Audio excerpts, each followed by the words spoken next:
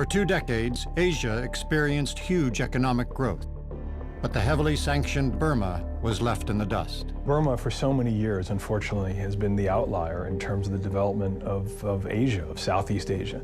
And yet, if you look at the map, the geography, it lies between India and China and Thailand, 3 quite vibrant economies.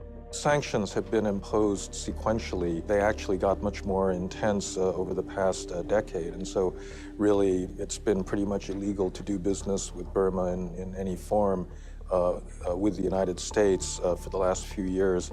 This had the effect, I think, of driving the Burmese into pretty heavy dependence on China, which is by far their biggest trade partner.